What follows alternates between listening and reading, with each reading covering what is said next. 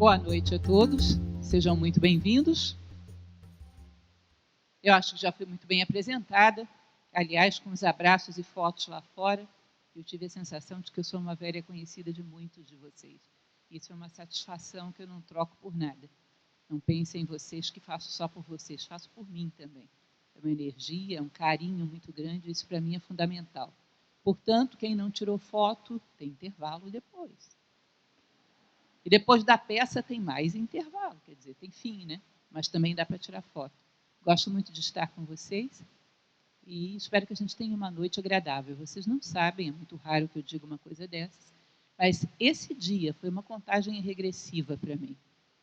Porque essa ousadia, eu vivo inventando umas ousadias que nem eu acredito naquilo que eu mesma faço, que é escrever um roteiro teatral. Isso dentro do meu currículo é qualquer coisa de insólito. Mas recebi um convite muito carinhoso do diretor Luiz Antônio Rocha e da atriz Beth Zalkman, no final do ano passado. Escrevi esse roteiro, porque é um personagem que para mim é muito caro, e eu queria homenageá-la, Helena Blavatsky, e vim num compasso de espera, contando os dias para chegarmos até aqui hoje.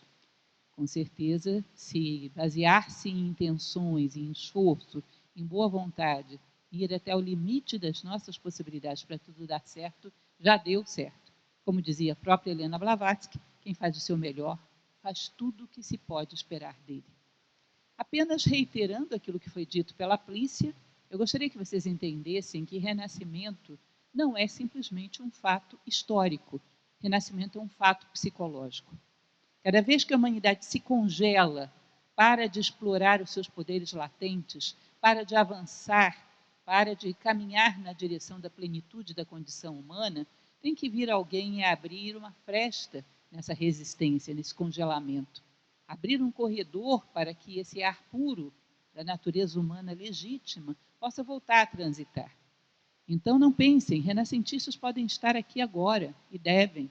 Renascentistas estiveram em todos os momentos do passado, quando a humanidade precisou de um empurrão para frente. Como diz um escritor que eu gosto muito, Steven Pressfield, que ele diz que de vez em quando precisamos de um empurrão para avançarmos pelo menos 1 milímetro na nossa longa marcha em direção a Deus. Cada um desses que dá um empurrão na humanidade, que tem poder suficiente para empurrar uma quantidade grande de pessoas, cada um desses é um renascentista. O espírito do renascimento é um aprendizado que a natureza nos dá. A natureza tem uma hora que ela renasce. Eu costumo dizer, inventei um neologismo, agora estou animada, já que eu já fiz peça teatral, eu arrisco tudo. Então, eu inventei o neologismo que é primaverar. Primaverar é deixar que a primavera surja dentro de nós, deixar que aquilo que existe latente dentro de nós venha à tona. Os renascentistas, então, são artistas na arte de primaverar. Vocês espalhem por aí, quem sabe cola esse neologismo. Né? Então, nós vamos falar de Helena Blavatsky e eu gostaria que essa nossa palestra fosse algo, quase que um tributo. Não vou me alongar muito falando das ideias dela, porque, evidentemente, isso vai ser tratado na peça.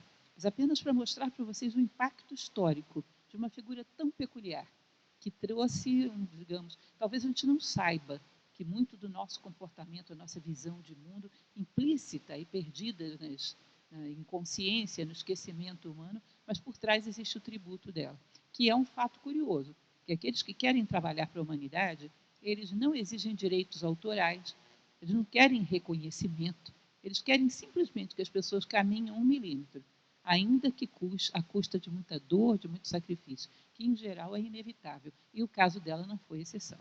Teve uma vida tremendamente sacrificada. E se hoje, de vez em quando, vemos um pouco de luz, bom, talvez a humanidade não seja só sobreviver, talvez a vida seja mais do que simplesmente acumular informação horizontalmente, talvez haja verticalidade. Olha, que por trás disso existe um empurrão de Helena Blavatsky. Assim como as ideias massas, também acontece a mesma coisa. Hoje tem muita gente pela rua achando que o nosso mundo materialista atual é o melhor de todos os tempos e que tudo que houve atrás existiu para nos trazer esse ponto. Isso é positivismo. E você encontra gente na rua que nunca ouviu falar que existia um cidadão chamado Augusto Conte, mas é positivista. O professor Jorge Ângelo Braga, que é o fundador de Nova Acrópole, ele dizia que uma ideia mal concebida mata mais do que uma arma de fogo. Ainda quando o seu portador já não está mais aqui, ela continua matando sonhos, matando esperanças. E uma ideia bem concebida faz o contrário, ela dá vida, ela insufla ar, ela insufla esperança. E talvez vocês não saibam do fôlego que tem, das esperanças que tem, se não tem aí no meio um empurrãozinho dessa senhora, tão especial. Tomar consciência das coisas nos permite uma das virtudes mais maravilhosas que existem, que é a gratidão. Então vamos ver se a gente conhece um pouco dela e depois convive um pouco com ela, porque teatro é uma espécie de mágica que nos transporta para outro momento, outra encruzilhada tempo e espaço. De alguma maneira, eu gostaria que vocês criassem essa possibilidade na imaginação de vocês.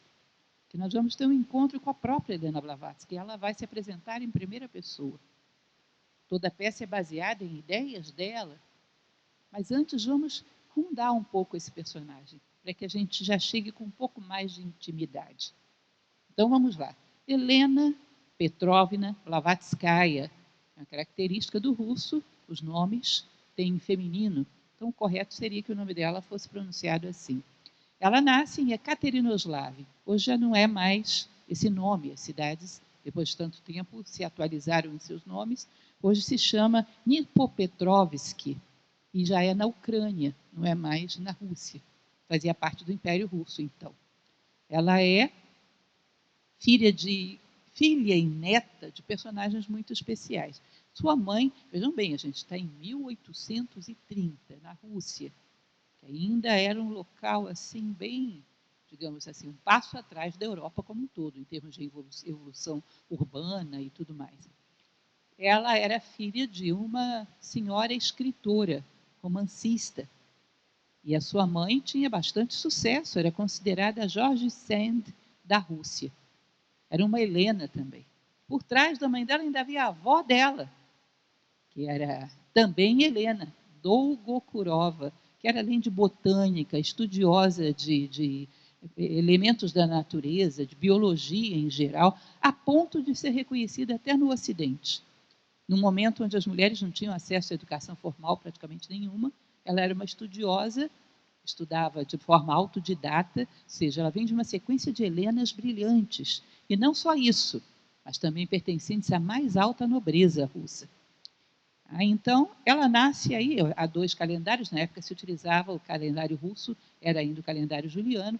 Para efeitos ocidentais, ela nasce entre 11 e 12 de agosto de 1831. Ou seja, ela mesma brincava com isso, nascia meia-noite. É como se eu quisesse pertencer a 2 dias ao mesmo tempo. Se vocês forem usar uma observação que ela mesma fazia, que é interessante, que é a chamada redução teosófica dos números, se você pega o dia 11, 1 mais 1 dá 2, é a dualidade, é a Terra. O dia 12, 1 mais 2 dá 3, que é a trindade, é o céu, é o espírito. E ela dizia, bom, eu nasci no meio do caminho entre esses 2. Alguma coisa, não se pode dizer se eu nasci mesmo no dia 11 ou no dia 12. Então, eu sou mais ou menos uma ponte entre esses 2 dias. Uma ponte entre céu e terra. Foi literalmente o que ela foi. Né? E ela, então, era uma leonina. Para os amantes da horoscopia, sabem que isso é um personagem que tem certas características de liderança, de força, de brilho, e ela encarnava tudo isso muito bem. Né? E assim vive até 1891, a data bem certinha, 60 anos de idade. Com muitas dificuldades ela chega até essa idade, gente. Não só problemas de saúde de todos os tipos que vocês possam imaginar, mas problemas em termos de acidentes, de imprevistos na sua vida. Quantidade de vezes que Helena Blavatsky esteve à beira da morte é uma coisa meio assustadora. Todo mundo dizia, morreu. Chegavam a chamar sacerdotes para a extrema unção. Não morreu, o dia seguinte estava boa. E continuava fazendo as mesmas coisas. Nós vamos abordar um pouco esse personagem. Aqui temos uma foto dela já beirando os 60 anos, pouco antes de morrer. As fotos mais juvenis são mais raras. Ela começa a ser mais objeto de interesse a partir do momento em que começa a ter o seu nome conhecido. Então, as fotos mais conhecidas são desse período. Essa é a senhora Helena Petrovna Blavatskaya, ou Helena Blavatsky, como costumamos chamar. Era escritora prolífica, a obra de Helena Blavatsky foi enorme. Ela, basicamente, em todos os lugares onde ela estava escrevendo. E artigos para jornais, e crônicas, e folhetos, tudo que vocês possam imaginar. Uma ocasião da vida dela, onde ela estava bastante esgotada, foi tirar férias na França. Chegou lá e escreveu A Voz do Silêncio, de férias. Para quem sabe o que é A Voz do Silêncio, sabe o que significa escrever um livro desse de férias. Só para dar assim um contrarritmo, né? Dar uma descansadinha. Ou seja, ela era incansável no seu trabalho. Helena Blavatsky, ela tinha uma noção de que a sua vida tinha uma missão e que ela não poderia perder oportunidades de plasmá-la, uma vez que ela não sabia quanto tempo tinha. Então, ela realmente era uma trabalhadora quanto mais, a vida inteira. Então, filósofa, viajante, aventureira, desbravadora. Nós vamos falar sobre as viagens dela. Então, gente, é qualquer coisa que a gente às vezes duvida. Será que aconteceu isso? Mas está documentado, aconteceu. Porque era século XIX e ela era uma mulher. Os meios de comunicação eram difíceis, os meios de transporte mais ainda. Ela passou grande parte da sua vida dentro de navio, e às vezes de terceira classe, porque passou por dificuldades financeiras de todo tipo, para lá e para cá. Mas numa dimensão de lá e cá que vocês não podem imaginar. Vão imaginar já já. Investigadora das tradições antigas comparadas. São dos elementos que parece que foram marca da missão dela. Ela tinha uma missão, que ela recebe, alguns mestres informam isso a ela, de trazer um pouco da sabedoria, sobretudo oriental, antiga, mas um pouco de cada lugar do mundo também, para o homem ocidental daquele momento, onde a ciência estava se fechando numa visão tão materialista, tão positivista, que ameaçava se perder o contato com esse passado tão brilhante. Então, ela toma para si essa missão de ilustrar o Ocidente moderno sobre o seu próprio passado, para que não aconteça, como dizia o mago Merlin, no mito do rei Arthur, o maior mal do homem é o esquecimento. Para que a gente não esquecesse historicamente dos nossos momentos mais brilhantes, das nossas origens e, consequentemente, do nosso destino. Ela foi dotada de uma paranormalidade desde a infância, sempre foi brilhante, determinada e corajosa, desde a mais tenra infância. Detalhe, Helena Blavatsky nunca gostou de fazer propaganda dos seus poderes paranormais. Nem acredito que gostaria de ser lembrada por isso. Era um momento onde o materialismo era tão sólido, tão sem frestas, que às vezes ela usava de fenômenos sim para gerar dúvidas nas pessoas. Era um recurso que saiu muito caro para ela, pela vida fora. E ela várias vezes se lamenta por isso. Quando me convidaram para escrever o roteiro dessa peça, a coisa que me seduziu imediatamente a aceitar foi: queremos uma peça onde não se fale de fenômenos, onde se fale dos ensinamentos dela. Eu falei, topo, não quero nem saber do que se trata. Com uma proposta dessa, eu topo. Porque é exatamente esse foco que eu acredito que ela não gostaria que fosse dado. Ela realmente era paranormal, tinha muitos poderes, mas isso é um elemento secundário em relação ao que ela era em termos de valores, de determinação, de proposta de vida, de sonho, de comprometimento com a humanidade. Bom, algumas ideias. Vocês vão perceber que ela trabalha, sobretudo, com ideias desse tipo. Nada há superior à verdade. Conhecem essa frase? Satyati Nashti Parodharma. Não há nada superior à verdade. Nós podemos dizer que é a marca registrada de Helena Blavatsky. É interessante porque um jovem que passa por ela transitoriamente na Inglaterra toma para si também esse lema. Minha vida e minhas experiências com a verdade. Vocês sabem quem escreveu esse livro? Mahatma Gandhi. Isso é sua autobiografia. Então, ela trabalha com a ideia da fraternidade. O primeiro princípio da instituição que ela fundou é formar um núcleo de fraternidade universal, recuperar a consciência da unidade. É a proposta fundamental dela. A imortalidade da alma e evolução dos seres. Ela acredita que todo ser tem uma essência imortal e todos estão no meio de uma viagem, rumo ao aperfeiçoamento máximo de si mesmo. Isso é constante também no seu trabalho. A transmissão do conhecimento ao longo dos tempos. Algum de vocês conhece o Kybalion? Kybalion, uma obra que... Quem conhece o nosso trabalho no YouTube? Todos conhecem? Isso é bastante gente. Então, vocês contem para os outros que não conhecem. O Kybalion é uma obra que se baseia no hermetismo e que começa com uma frase assim: não deixeis que se apague a chama, alimentada desde tempos remotos por sacerdotes puros de amor. Não deixeis que se apague a chama. Helena Blavatsky acredita que existe uma chama do conhecimento humano, que quase se perdeu em certos momentos históricos, mas não se perdeu porque um número muito pequeno de homens foram passando isso como se fosse um bastão de uma competição esportiva, de geração em geração, para aqueles que eram responsáveis e maduros o suficiente para portá-la, não deixar que ela se apague, esperando momentos históricos mais propícios, onde ela poderia ser distribuída para todos. Ela fala muito disso, da sabedoria humana transmitida ao longo dos tempos. A natureza divina e una de tudo, ou seja, que em essência somos um só. A nossa aparência é múltipla, mas a essência de cada um de nós é idêntica. Conto muito nas minhas palestras, talvez alguns já conheçam, aquela história do Sutrátima indiano. Uma continha de um colar, que quando mergulha dentro de si próprio, encontra aquele pedacinho de fio que passa por dentro dela, ela diz, encontrei minha essência. Mas um belo dia, essa continha de colar descobre que esse pedacinho que passa por dentro dela é um episódio de um longo fio que passa por dentro de todas as contas desse colar. Isso é um resumo muito feliz do que Helena Blavatsky acreditava, que em essência somos um. E, portanto, basta que você se aprofunde no seu próprio coração, que aí, nesse ponto, você vai encontrar a humanidade inteira. Quanto mais dentro, mais fora.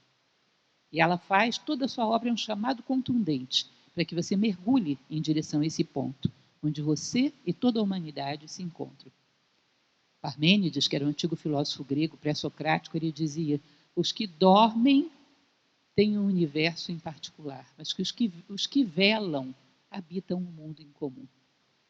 Ou seja, aqueles que estão despertos no meio da noite dos tempos, esses têm um mundo em comum. Os que dormem voltam aos seus mundos particulares. É basicamente um apanhado de tudo isso que era a obra de Helena Blavatsky, que falava de todas essas coisas e citava, inclusive, as origens. Necessidade de busca da sabedoria como um objetivo que não pode haver nada superior a ele como prioridade na vida humana. Então, voltem àquela frase inicial, nada há superior à verdade. Isso não significa que não existam coisas superiores à verdade no mundo. Significa isso sim, mas que também nas suas prioridades de vida não deve haver nada superior à busca da verdade. Se alguma coisa se coloca acima disso, você provavelmente não caminha na direção da verdade. A verdade te dá como subproduto todos os valores humanos com todos os seus benefícios. Mas se você não a prioriza, nenhum desses valores humanos serão alcançados por inteiro. Algum de vocês conhece o profeta de Khalil Gibran?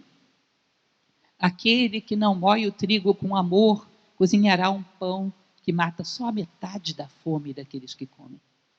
Assim é a justiça, o amor, a fraternidade exercida por homens que não têm a verdade como prioridade. Mata só a metade das necessidades do homem de justiça, de amor e de fraternidade. Nós não estamos inteiros, portanto não podemos resolver problemas inteiros, não podemos nos entregar por inteiro. Ela exemplificava com a sua própria vida. Aliás, é dela outra frase linda, honrai as verdades com a prática. E ela o fez com muita fidelidade. Religião, sabedoria, que é uma outra coisa que é bem interessante, ela dizia que todo conhecimento humano lá nas origens veio de um mesmo lugar. E que, portanto, à medida que nós fazemos um estudo comparativo de todas as tradições, nos aproximamos desse ponto, que ela chamava da religião, sabedoria. Imaginem vocês que haja uma árvore em cima de uma montanha. Está todo mundo subindo, querendo saber o que tem lá em cima. Você ouve um inca falando em quechua, que em cima da montanha havia uma árvore. Você ouve um hindu falando em sânscrito, que em cima da montanha havia uma árvore. Você vai ouvir, sei lá, um celta falando a mesma coisa. Você vai perceber que o que todos esses homens viram, cada um expressa na sua língua, segundo os seus códigos culturais, mas todo mundo viu a mesma coisa. Todo mundo que chega a subir até um certo grau nessa montanha vê uma única coisa, uma árvore. Agora, se alguém te diz tem só uma folha verde lá em cima, ou tem uma grande massa verde, você vai deduzir, não subiu a montanha por completo, ficou no meio do caminho. Então, através do estudo comparativo, você percebe quem subiu e quem não subiu a montanha. E percebe o que tem lá em cima. E ela diz que essa sabedoria universal, que independente da opinião humana existiria, as coisas seriam o que são, independente da humanidade existir ou não, a opinião humana não conforma a realidade. Na Idade Média, todo mundo achava que a Terra era plana. A Terra não ficou plana porque as pessoas pensavam assim. A Terra não faz um recenseamento da opinião humana para ver que forma tomar. Ela tem uma verdade própria, você vê ou não, é o máximo que pode fazer. Então, ela diz que nós podemos chegar a roçar essa verdade própria das coisas através do estudo comparativo. E, para isso, ela andou pelo mundo inteiro, para mostrar que dá para fazer estudo comparativo. Não é porque não tem internet, não tem computador. Imagina, entrar num computador e ter acesso a um monte de informações, não tinha nada. Você tinha que andar atrás das coisas, nas línguas mais exóticas, escondidas nos lugares mais ermos. E ela ainda assim o fez. Bom, a busca de reavivar a memória do Ocidente, eu fiz uma listinha para vocês bem sumária. Eu não quero colocar nada que eu não tenha certeza, porque tem gente falando de nomes de tudo quanto é tipo. Esses nomes eu garanto, que são nomes do século XX, que até no século XXI, aliás, eu acho que agora no século XXI tem revivido até um pouco mais isso, surgindo mais nomes que já superaram aquele preconceito do século XX e estão com coragem de assumir. Eu aprendi muito com Helena Blavatsky. Mas só no século XX você vai ter um Robert Crook, que inclusive era teosofista, e faz uma pesquisa muito grande com magnetismo, Albert Einstein, David Bohm, Rupert Sheldrake, esse da ressonância mórfica, que é nosso contemporâneo. Na literatura, William Butler Yeats, que era um laureado com prêmio Nobel, que constantemente cita os seus ensinamentos. Fernando Pessoa nem se fala, traduziu A Voz do Silêncio, aliás, uma excelente tradução é dele. James Joyce, aquele do Ulisses, e outros. Nas artes plásticas, Mondrian, Paul Klee, aquele Kandinsky, e uma série de outros. Como falei para vocês, a lista é sumária, os nomes iriam muito além disso. Mondrian, Klee, Kandinsky, etc. Na música, Scriabin, Sibelius. Na política, Gandhi, Nero. É inegável, aliás, é documentado historicamente a importância da teosofia, dos ensinamentos de Helena Blavatsky no movimento de independência da Índia. Gandhi chegou a conhecê-la pessoalmente. Aliás, para quem não sabe, Mohandas Karamchand Gandhi foi conhecer os livros sagrados da Índia através da tradução teosófica quando ele esteve na Inglaterra estudando direito. Aí, pela primeira vez, pasmem, ele foi ler o Bhagavad Gita. Precisou Helena Blavatsky, a sua obra e a obra dos seus discípulos, para dizerem: leia as suas obras sagradas, que elas são a melhor coisa do mundo. Que era um momento histórico onde a Índia tinha sido convencida a se envergonhar de si mesma. E ela era uma voz na contramão de tudo isso. Disse, inclusive, que o vice-rei da Índia, durante os 7 anos que ela morou lá, não tinha grandes simpatias por ela. Exatamente porque convencia os hindus a valorizarem a sua própria cultura. Ela disse, se vocês se apossarem do patrimônio que têm, irão ao mundo como senhores e não como escravos. Então, era um libelo de amor à história da Índia, o seu trabalho. Eu trouxe esse nome, Daisetsu Teitaro Suzuki, porque é um nome muito interessante pela confiabilidade que ele tem no Ocidente. Dr. Suzuki, ele morreu na década de 60, mas é um nome que trouxe o Zen para o Ocidente. Alguns devem conhecer algo da obra dele.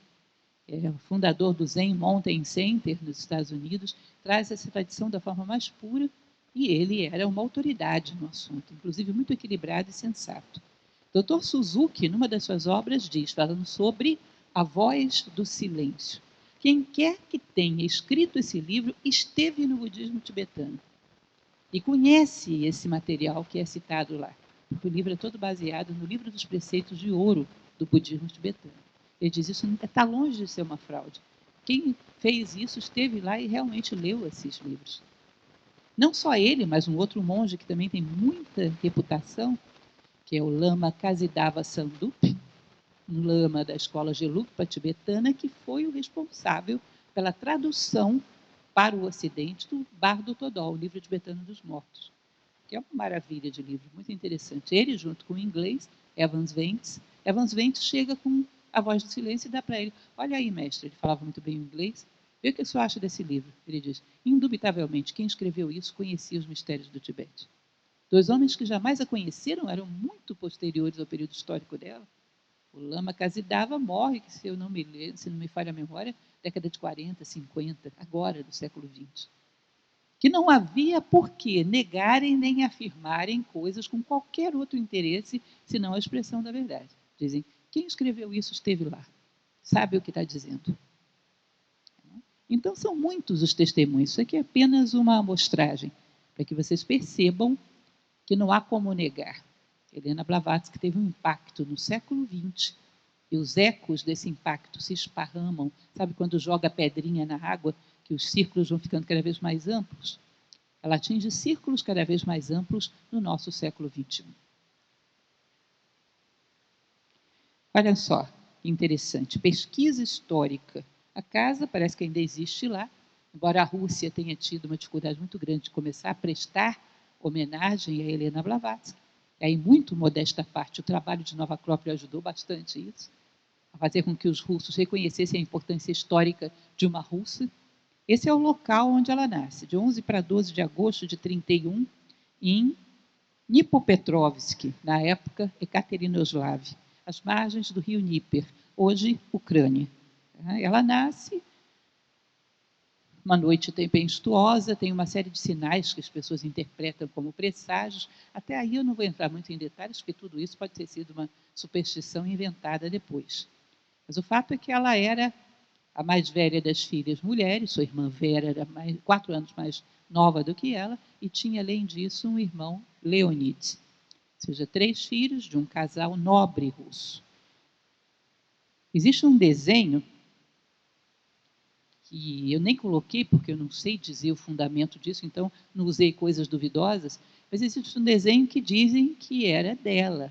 Ela, além de ser uma pianista brilhante, ela desenhava também. Parece que eu estou falando de Leonardo da Vinci, né? Leonardo da Vinci até cozinhava muito bem. Eu não tenho notícia de Helena Blavatsky cozinhar, mas ela fazia de tudo um pouco. Existe um desenho dela com a mãe. Dizem que ela teria feito na adolescência para não esquecer o rosto da mãe, as 2 Helenas. Essa é Helena Fadeva. Depois, casada com o Peter von Hahn, se tornou Helena von Hahn. Todos 2 de origem nobre. Dizem que o pai dela era de origem alemã, da casa de Mecklenburg. Agora, a sua mãe era descendente da tradição Dolgokurov, da família Dolgokurov. O que significa isso? Deixa eu contar a história bem rapidinho para vocês. Sou uma ótima contadora de história, mas eu tenho que me conter para não cair em excessos. Em 882 depois de Cristo, olha só onde é que eu fui parar. Século IX, os eslavos tinham um conflito muito grande entre eles. Resolveram chamar alguém para poder governá-los e harmonizar aquela civilização que não fosse eslavo. Um escandinavo, Rurik, que é o fundador da dinastia Dolgokurov. Esse Rurik, que se torna um príncipe, unifica e harmoniza o Império Russo mais antigo que a gente conhece. Apenas com a extinção, quer dizer, de um descendente apto a assumir o trono, Dolgokurov, no século XVII, assumem os Romanov. Assim mesmo, a família Dolgokurov, que era a família original, continua tendo um contato de casamento com os Romanov durante séculos. Era essa família dos avós de Helena Blavatsky, os avós maternos. Eles eram Dolgokurov e a avó Dolgokurova, Helena Dolgokurova, como falei para vocês, era uma cientista autodidata, com trabalhos publicados, inclusive, no Ocidente. Autodidata. Eram brilhantes. E viviam em Saratov. Posteriormente, o seu avô se tornou governador de uma província no Cáucaso, chamado Tiflis. Ou seja, era um governador, morava num palácio, o local era uma residência de família de séculos, que vinha passando pelas gerações do Dolgokurov, tinha uma biblioteca fantástica. Quando sua mãe morre, ela tinha 11 anos de idade. E eles são levados, os 3 meninos, para viver com os avós, em Saratov e depois em Tiflis. Diz que ela vivia nessa biblioteca e, além disso, vivia, porque parece que tinha uns porões no castelo, diz que mandaram alguns criados com uma tocha, porque ela não tinha medo de nada. Se enfiava lá dentro e sumia. Já era uma criança forte, rebelde e com alguns comportamentos que ninguém entendia. Essa era a sua família. Ela foi educada em línguas, ela aprendeu a estudar piano, ela teve uma educação de uma princesa, como de fato, por direito de família, lhe caberia esse título. Aos 17 anos para 18 anos, é uma história polêmica demais, ninguém sabe dizer exatamente o que aconteceu, ela resolveu casar. Um homem, ela tinha 17 para 18 anos, ele tinha 40 anos. Nikifor Vassilievich Blavatsky era um homem de 40 anos, jovem ainda, bem apessoado, e vice-governador da província de Erivan. ou seja, um rapaz jovem, nobre e bem-sucedido. Muito mais velho do que ela, com certeza. Agora, as razões que a levaram a querer esse casamento é que são um pouco estranhas. Fala-se muito de ela ter conhecido nessa época um príncipe, o príncipe Galitzin, que todo mundo achava ele um pouco estranho, porque era um estudante de coisas ocultas, ou seja, um homem que sabia muita coisa, e ela praticamente voluntariamente se tornou uma discípula desse príncipe. Qual foi a influência desse príncipe nesse casamento, não se sabe. Mas uma coisa é certa, Helena Blavatsky casou com segundas, terceiras e quartas intenções. Quais eram? Através do marido conseguir a liberdade para poder começar suas andanças pelo mundo. Porque senão a família, com ela solteira, ela não poderia ser aceita. E de alguma forma, vou dizer para vocês uma coisa que é muito novidade na história de Helena Blavatsky. Parece que esse homem sabia e aceitava isso.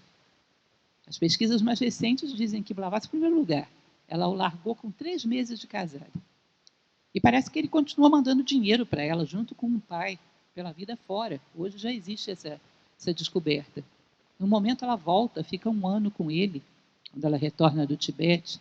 Enfim, é uma história um pouco estranha. Ela sempre quis usar o sobrenome dele. Blavatsky é o sobrenome do seu marido.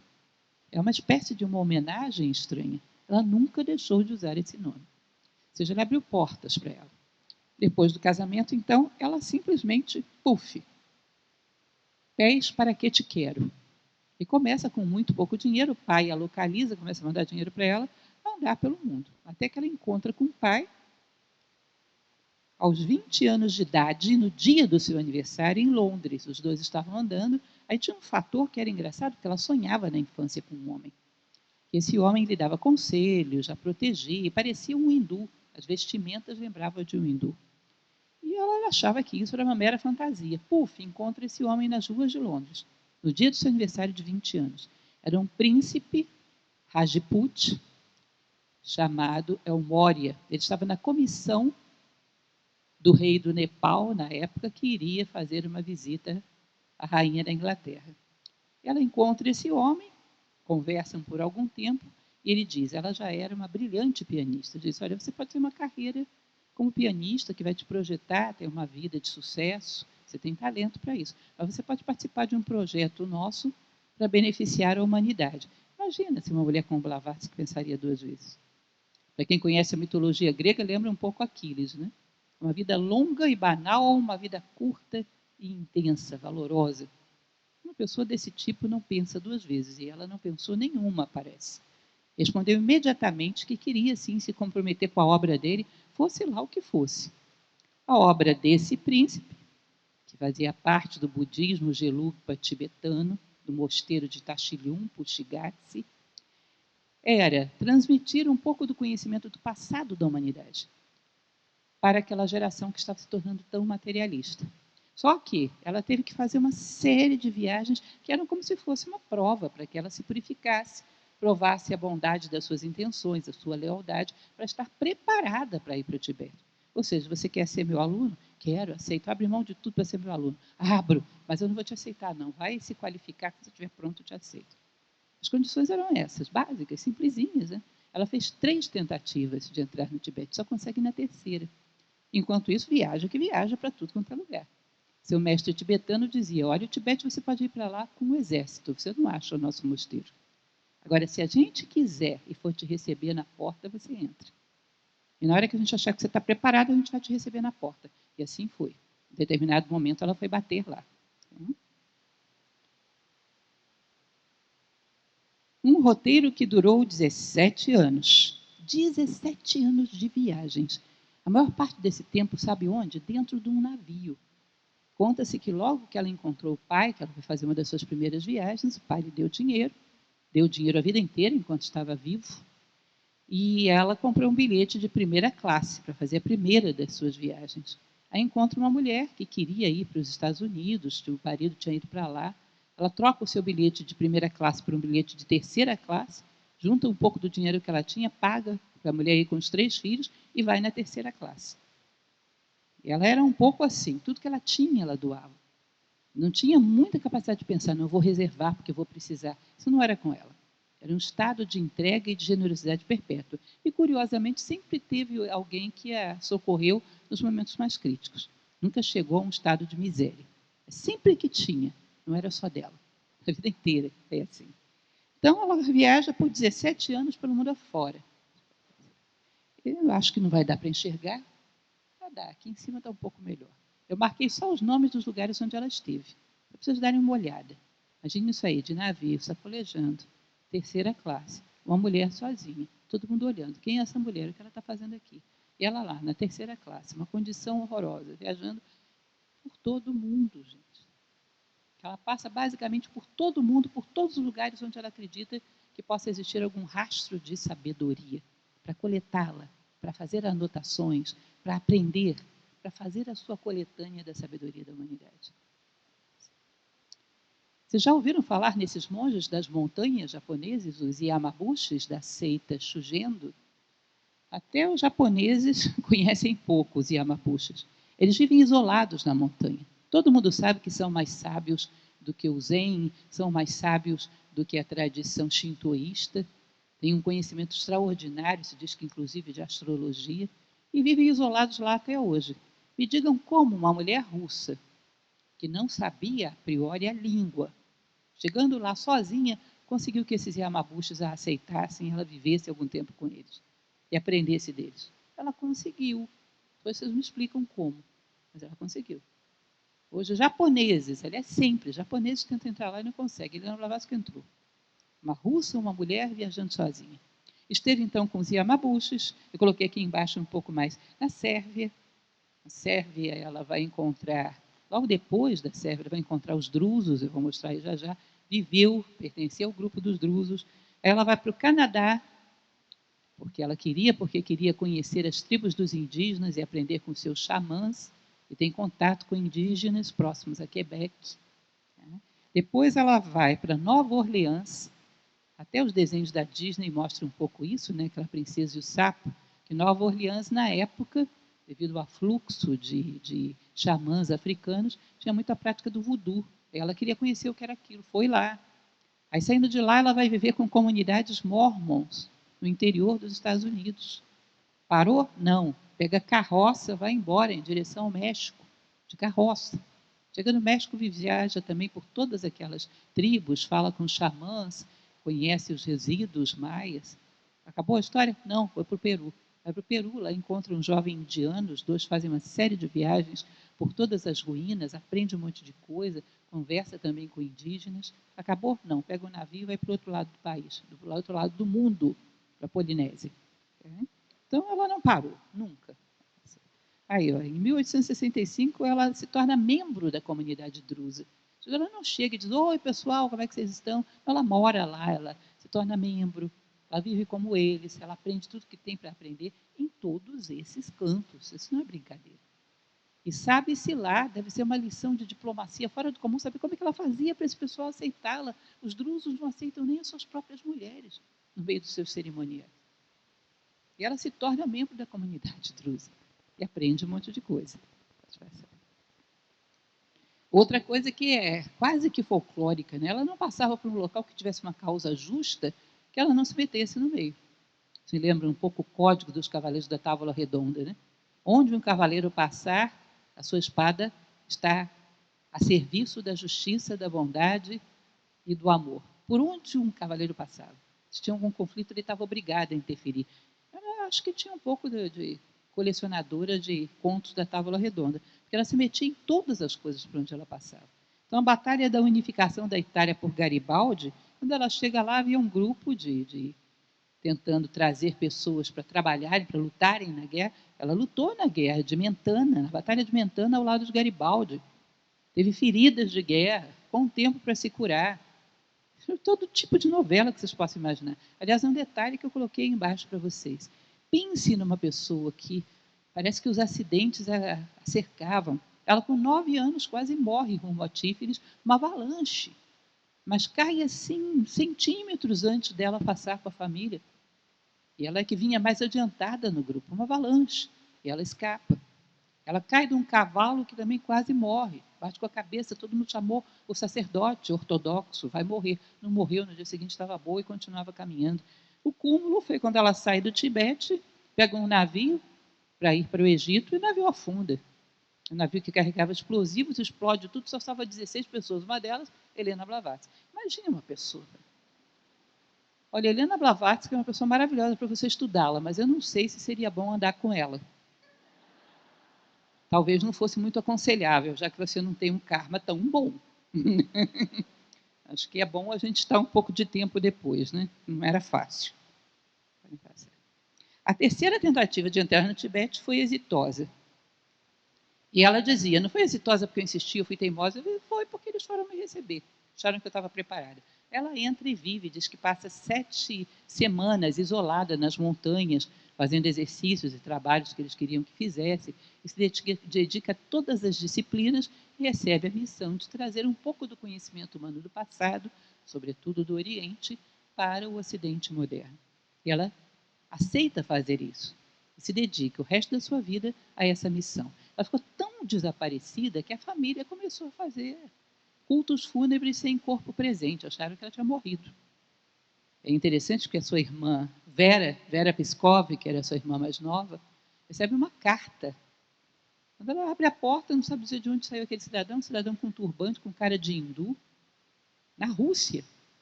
Entrega uma carta para ela, quando ela abre, diz, olha, a sua irmã está bem, estará com vocês em menos de um ano. Bom, então tá. Estava todo mundo rezando pela alma dela já. Ela, de fato, sai do Tibete e visita a família menos de um ano depois. Tá? Isso é assim, uma vida toda cheia de coisas complexas. E recebe uma missão, vocês sabem que os problemas são do tamanho dos homens.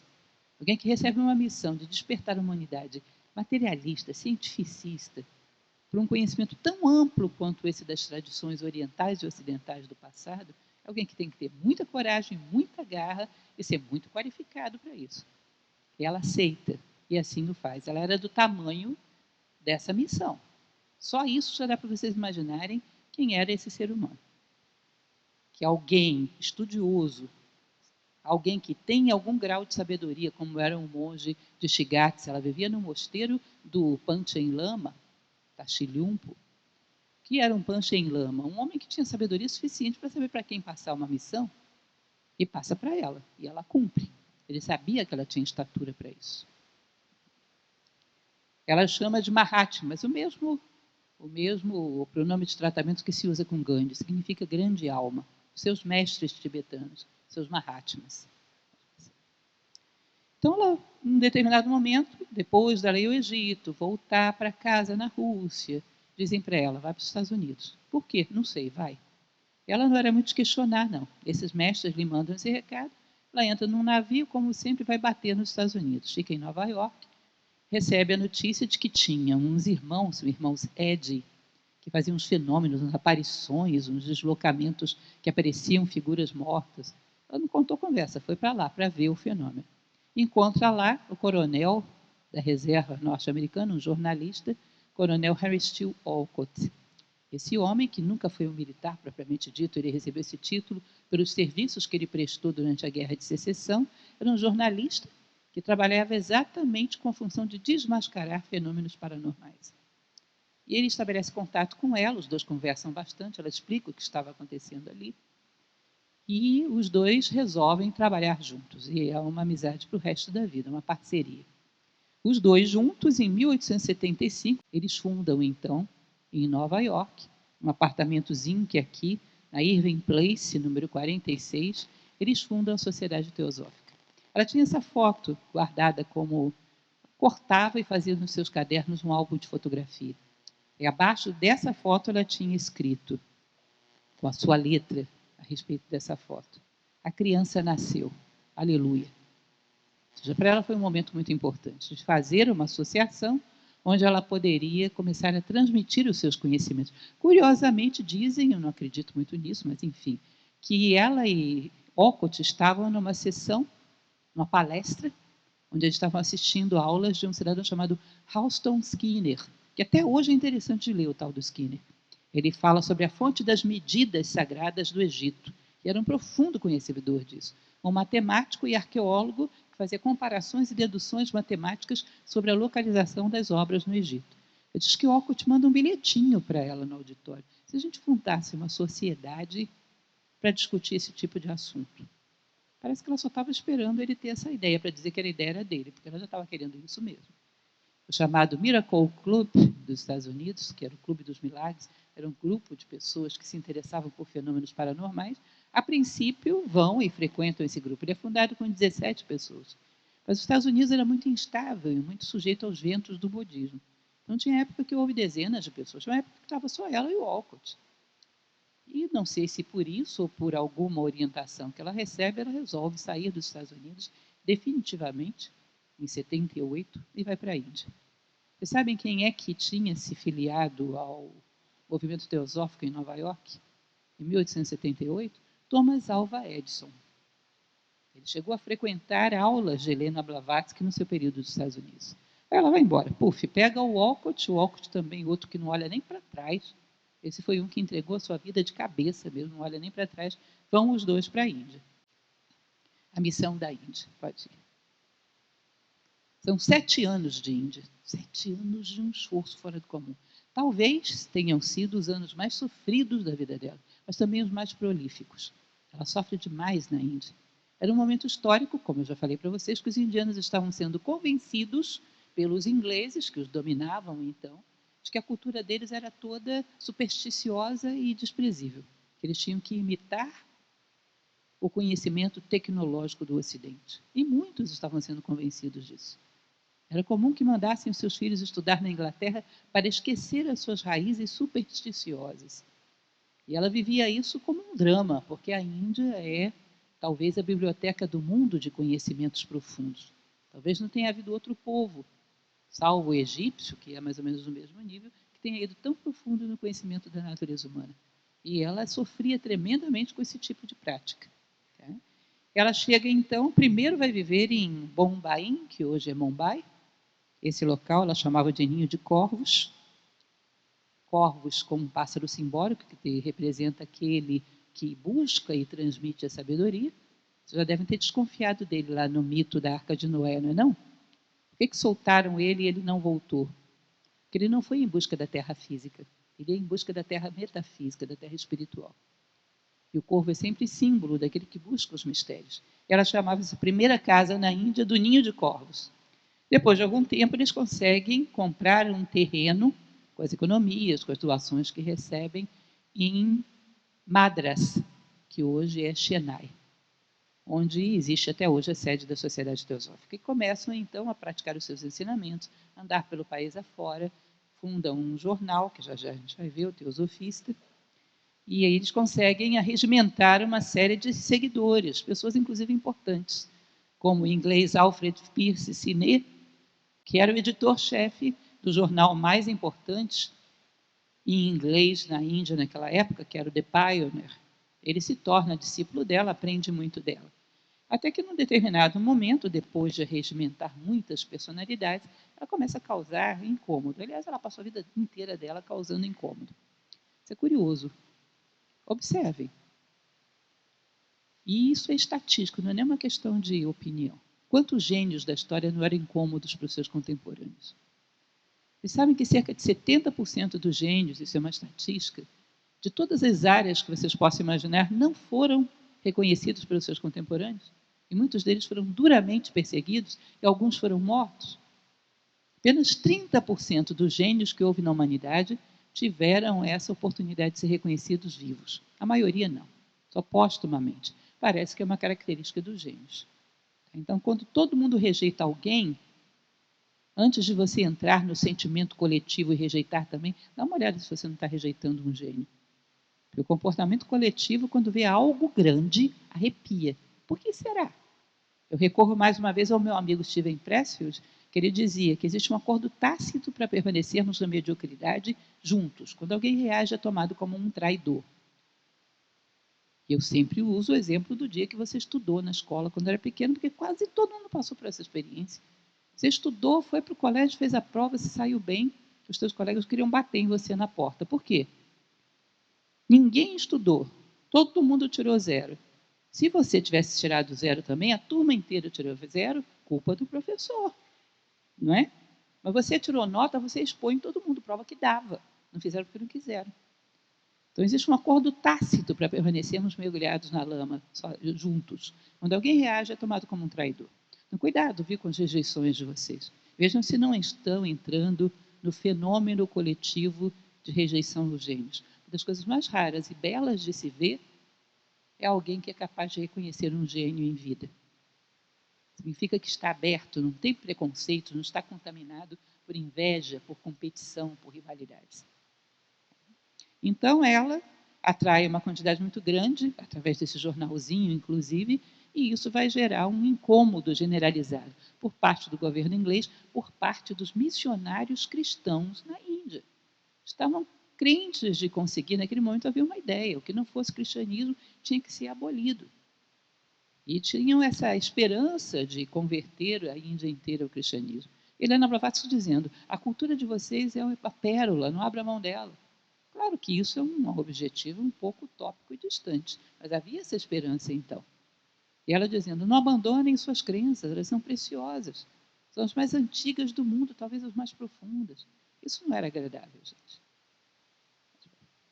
E aí nós vamos viver um caso bastante complicado, em 1885, que é o caso Coulomb. Era um casal que ela tira da miséria e coloca para serem caseiros na Sociedade Teosófica de Adyar, em Madras.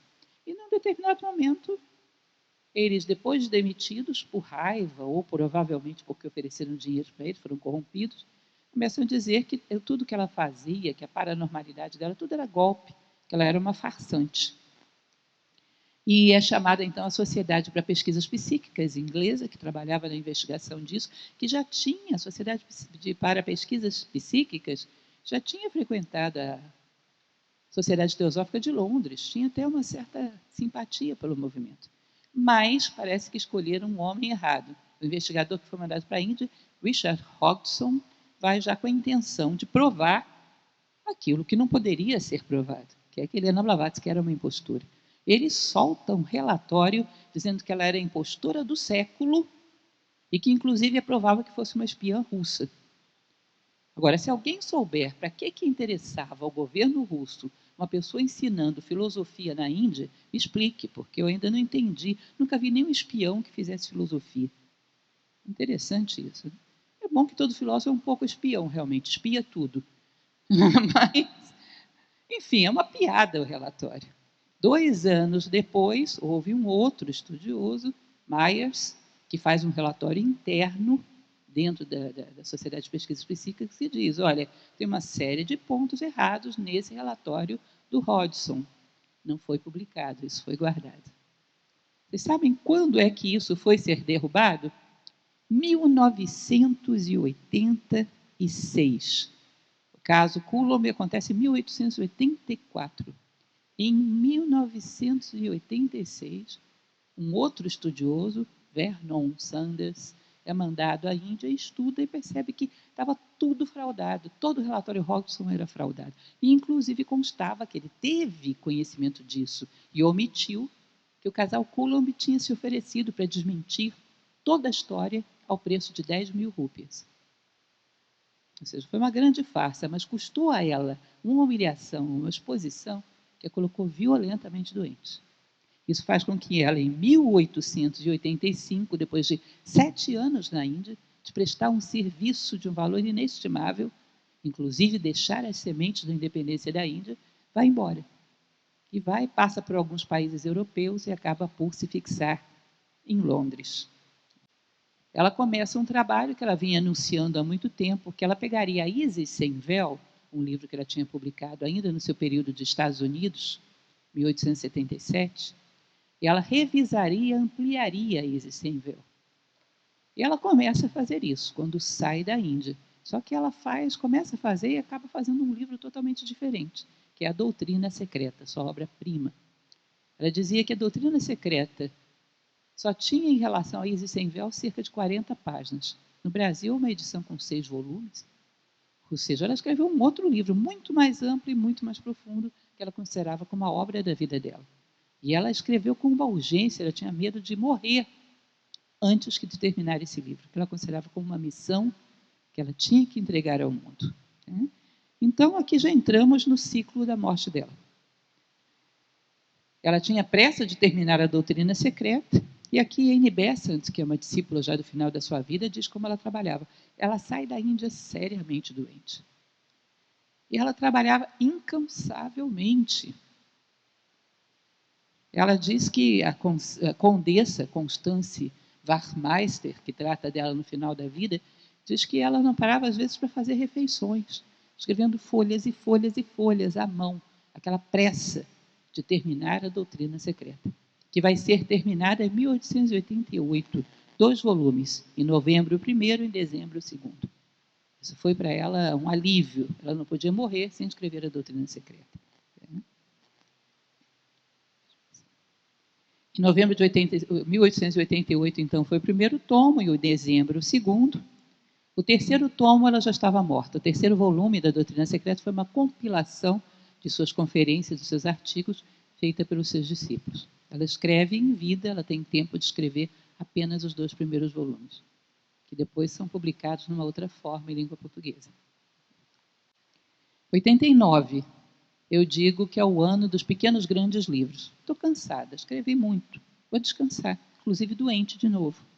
Vou para a França, para uma região mais campestre, para me recuperar. Em 6 meses ela escreve A Voz do Silêncio, e em mais 6, A Chave para a Teosofia. Só isso é uma coisa assim, bastante relaxante. É um contrarritmo, vou fazer outra coisa, estou de férias. Vou escrever. Escrever, agora é A Chave para a Teosofia, outro livro, portanto é diferente. E particularmente A Voz do Silêncio, que eu recomendo para aqueles que nunca leram Helena Blavatsky, comecem por aí. É um livro que é uma transcrição de um documento tibetano que ela teve contato no seu tempo de Tibete e memorizou em grande parte, que são os chamados livros dos preceitos de ouro. E esse livro dos preceitos de ouro a quem se refere o Dr. Suzuki e o Lama Kasidhava Sandup. É um livro de uso interno dentro das escolas Gelugpa tibetanas. E ela transcreve grande parte desses escritos que ela memorizou e transforma nesse livro A Voz do Silêncio. E A Chave para a Teosofia, que é uma simplificação, entre aspas, de todo o conhecimento que ela passou na sua obra. Por que, entre aspas, duplas? Porque ela diz que até o desenvolvimento intelectual é um mérito kármico, portanto, se virem. Vou facilitar, mas não tanto assim. Esforcem-se. Até o desenvolvimento intelectual é mérito kármico. Virem-se para entender. E ela começa o glossário teosófico, mas esse ela escreve menos da metade. Não alcança vê-lo pronto. Aí já vamos, 1889. Ela morre em 1891, já excessivamente debilitada fisicamente, ainda fazendo as suas redações, porque você queria encontrar a Helena Blavatsky, ela estava na sua escrivaninha escrevendo. E disse que era uma loucura, porque as pessoas que o auxiliavam diz que o texto às vezes começava em russo, terminava em inglês, tinha um pouquinho de francês no meio do caminho, a letra dela não era lá essas coisas, aquela montanha de papéis, sempre. E ela queria correr para tentar terminar o glossário. Não deu tempo. Dizem que ela estava tão serena, sentada na sua escrivaninha, que as pessoas pensaram que ela estivesse apenas repousando.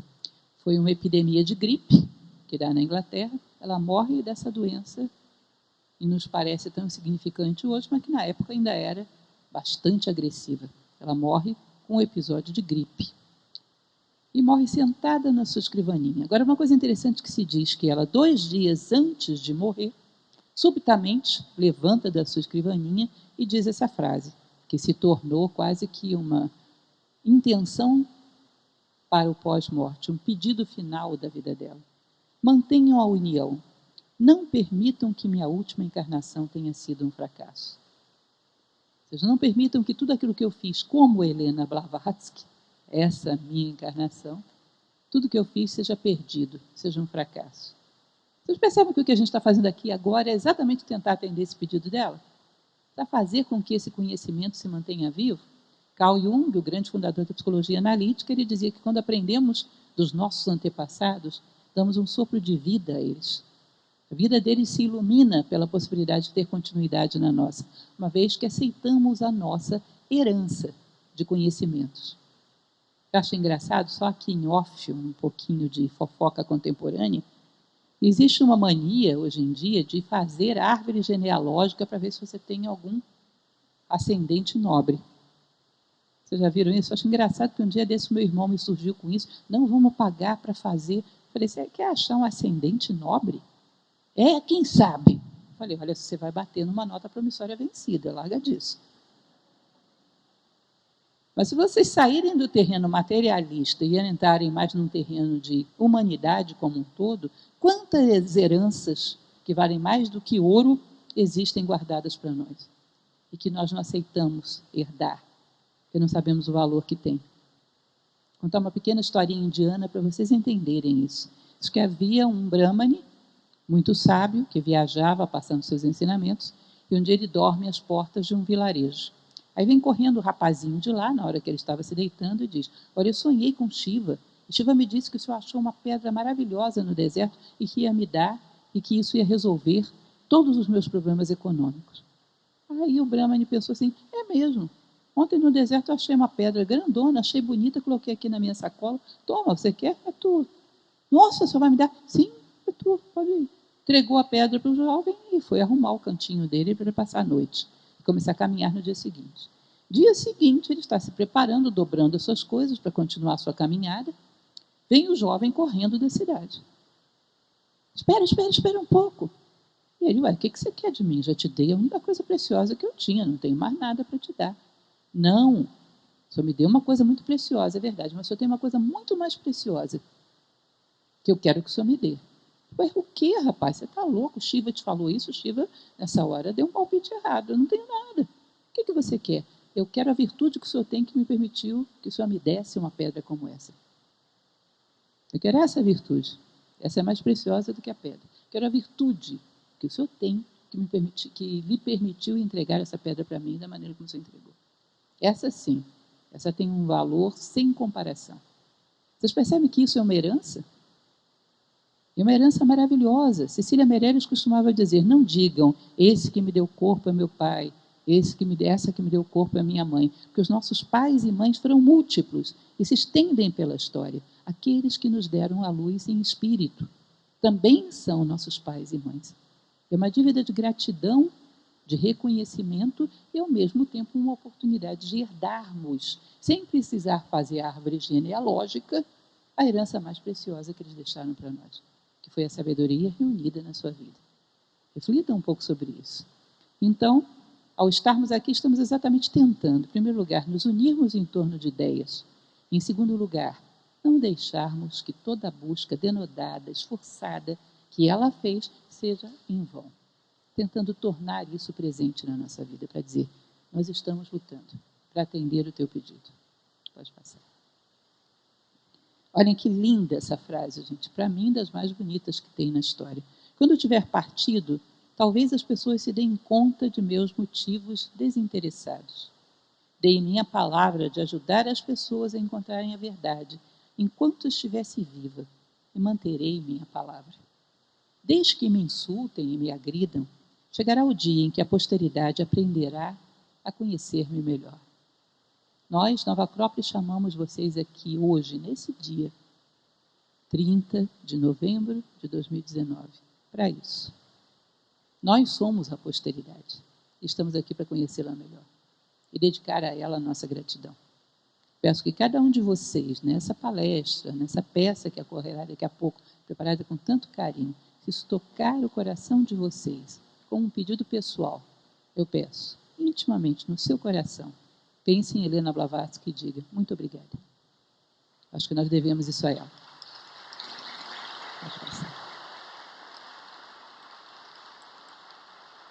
Muito rapidamente, eu fiz esse anexo só para mostrarmos alguns detalhes das suas obras. Isis Sem Véu tem como foco principalmente o combate da ciência materialista e da religião dogmática do seu tempo. Abrir frestas para que o homem veja outras luzes. É um livro muito interessante, muito profundo, que vende em uma semana, vende todos os exemplares da edição que ela fez, que eram 1000 exemplares. Para alguém desconhecida nos Estados Unidos, e Sem Véu foi lançado nos Estados Unidos. Em uma semana ela tinha vendido todos os exemplares. A Doutrina Secreta, então, é publicada em 2 volumes em outubro e dezembro de 1888. Aí ela fala daquilo que dizia Isis sem véu, contesta a ciência, contesta a religião, a ciência materialista, a religião dogmática, mas também vai tratar com muito mais profundidade, segundo o budismo tibetano, da origem da humanidade e do seu destino. Ela tem uma grande esperança com o futuro da humanidade. E acha que essa é a melhor dádiva que ela pode dar aos homens, relembrar o quão grandes eles podem chegar a ser. Esse é um comentário dela sobre a doutrina secreta, vejam que interessante.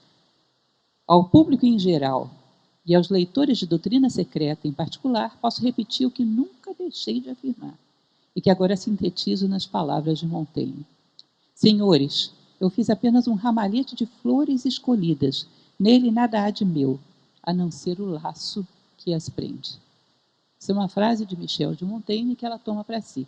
Ela está querendo dizer que todo o ensinamento que ela passa, ela só saiu pelo mundo inteiro, pela vida inteira, coletando com muito sacrifício, e dela é apenas o laço que as uniu, o laço que as prendeu, as coletou, e a oferta desse buquê à humanidade. Olha que interessante que agora, retomando o texto de Helena Blavatsky, ela vai dizer: rompei o cordão, desatai o laço, como vos parecer melhor. Quanto ao ramalhete de fato, jamais podereis destruí-lo. Podeis ignorá-lo e nada mais. Entendem isso? O que vocês podem fazer contra mim? Rasgar o laço, destruir o laço. Mas as flores vocês não vão destruir. A verdade não pode ser destruída pelo homem. Ela é o que é. Você pode optar por vê-la ou por ignorá-la. Mas a sua ignorância não a afeta em nada. A verdade não é constituída pela opinião humana. Ela não fica esperando o que os homens acham para escolher o que é e o que não é. As coisas são e seriam, ainda que os homens não existissem. Portanto, não podemos nada contra a verdade. Podemos escolher virar as costas para ela. Só isso. Eu falei para vocês o ano dos pequenos grandes livros, que é a chave para a teosofia, uma explicação da sua obra como um todo, e a voz do silêncio. Essa é uma capa atual da chave para a teosofia. Se vocês quiserem ler Helena Blavatsky, é uma ideia muito boa. Recomendo, para começar, A Voz do Silêncio. Mas antes de recomendar para começar A Voz do Silêncio, recomendo que vocês vão para a Nova Acrópole e façam pelo menos o primeiro nível e estudem Helena Blavatsky. Porque isso é fundamental para entenderem a linguagem que ela fala, que é estranha no nosso tempo histórico. Não é uma brincadeira nem a propaganda. Eu sei que a propaganda é a alma do negócio. E já que eu estou falando da alma, por que não, né? Mas não é a intenção de fazer propaganda. Mas é porque já no nosso primeiro nível, no apanhado de tradições que a gente estuda, também fazemos o nosso ramalhete, A Voz do Silêncio é uma das obras que são bem explicadas e ajuda muito para você ter contato com a linguagem que é estranha. O que Nova Acrópole faz não deixa de ser também a coletânea de um ramalhete, no qual a voz do silêncio é indispensável. Então, a chave para a teosofia, vejam que frase bonita. Todos os homens têm espiritual e fisicamente a mesma origem, assim como a humanidade fundamentalmente tem uma única e mesma essência, e essa essência é una. Nada, portanto, pode afetar uma nação ou um homem sem afetar todas as outras nações e todos os outros homens. E, em suma, algo de nós cai quando um ser humano vai ao abismo. Algo de nós se eleva quando um único homem atinge a sabedoria. E queiramos ou não saber disso, somos um. E se somos um, a maior parte de nós são os outros. E uma maneira de se comprometer profundamente com a sua essência imortal é comprometer-se com a humanidade. A Voz do Silêncio, já falei para vocês, baseado no livro dos Preceitos de Ouro, pode passar. E, por fim, uma coletânea da escada da sabedoria, da maneira como ela coloca, conselhos práticos que ela faz. Ela diz, olha, não ponha um pé sujo na escada da sabedoria. Essa lama vai endurecer e pode te arremeter para baixo. Ou seja, a base moral, psicológica, espiritual, básica, o verdadeiro amor à verdade, necessário para que o homem empreenda uma jornada útil na sua vida, para que ele não apenas sobreviva, para que ele também viva, para que ele possa sair daqui um pouquinho melhor do que entrou, para que possa ser um fator de soma na sua própria vida e na vida daqueles que o cercam. Ou seja, para que a sua vida seja dotada de sentido, de tal maneira que alguém que veja o seu rastro possa dizer, por aqui passou um ser humano. Essa é a escada que ela oferece. Então vejam aqui, vida limpa, mente aberta, coração puro, intelecto ardente, clara percepção espiritual, afeto fraternal para com todos, presteza para dar e receber conselho e instrução, leal senso de dever para com o instrutor, pronta obediência aos preceitos da verdade, corajoso suportar das injustiças pessoais, destemida declaração de princípios, valente defesa daqueles que são injustamente atacados, mira constante no ideal de progresso e perfeição humanos, aperfeiçoamento humano. Se você, em primeiro lugar, corre atrás de ser um ser humano cada vez melhor, todas as outras necessidades do mundo serão dadas por acréscimo, como diz a Bíblia, né? Buscai seu reino em primeiro lugar, e todas as coisas te serão acrescentadas. Ou seja, se você humaniza o homem, esse homem humanizado preservará a floresta amazônica, o mico-leão dourado, o urso-panda e tudo mais que houvesse para ser preservado, por acréscimo. Agora, se você não se preocupa em preservar a condição humana, qualquer cuidado com as coisas é paliativo. Porque o homem desumanizado, que não se preocupa às vezes nem com os filhotes da própria espécie, não vai se preocupar com a natureza externa. Acha que é um mero usuário e que pode deixar a terra destruída. Portanto, a atitude mais, até ecológica, não sou contra a ecologia, acho uma iniciativa maravilhosa, mas a gente deveria perceber que tem que começar por ecosofia, preservação da condição humana. E tudo mais será dado por acréscimo. Aqui é uma escada que ela propõe para o aperfeiçoamento humano. Algumas regras. Aqui, de Bertrand Cattley, que era um dos seus discípulos, que no final da vida aluga a casa onde ela morava. Ele e o sobrinho, Archibald Cattley, são os que ajudam a fazer a compilação da doutrina secreta, a datilografia de tudo isso. Era um fiel seguidor dela. Ele diz o seguinte, como tributo, logo após a morte dela. Ela nos mostrou a luz resplandecente da estrela que iluminava nosso caminho. Ela ensinou aqueles que eram capazes de escutar como encontrar os raios dessa luz dentro de si mesmos. Nos indicou o caminho, a direção a seguir e os perigos que nos esperavam adiante. Nos fez reconhecer que somente aqueles que são capazes de esquecerem de si mesmo e capazes de amar encontrarão a chave para compreender o labirinto da vida, posto que este é o único modo de fazer crescer o espírito e o coração, e o único modo de encher a consciência de sabedoria. Ela tinha uma frase que ela representava a sua missão de vida com uma missão que lhe foi dada pelos seus mestres. Então ela dizia, quando eu esqueço de mim, eu lembro dos mestres. Quando eu lembro de mim, eu esqueço dos mestres. Ou seja, uma das piores coisas para você se aperfeiçoar é pensar muito e apenas em si. A vitimização, chorar todas as mágoas do mundo, ou estar excessivamente preocupado com os detalhes da sua personalidade e como mimá-la, isso é um dos elementos que mais impedem a fraternidade. Passou por uma circunstância difícil, quer superá-la mais fácil? Pensa menos em você, pensa na dor da humanidade e se compromete com ela. Que é outra frase maravilhosa que ela vai dizer na Voz do Silêncio. Provavelmente deve ser dos preceitos, do livro dos preceitos de ouro. Ela diz, não deixes que seque a lágrima que corre do teu rosto, enquanto não secares a lágrima que corre do rosto do último dos mortais. Entendem essa ideia? A dor sagrada. Enquanto houver uma lágrima para enxugar, eu não vou deixar secar a que corre do meu rosto, porque senão eu esqueço a dor alheia e me acomodo. Enquanto houver dor, eu estou comprometida com ela. E isso me põe em movimento.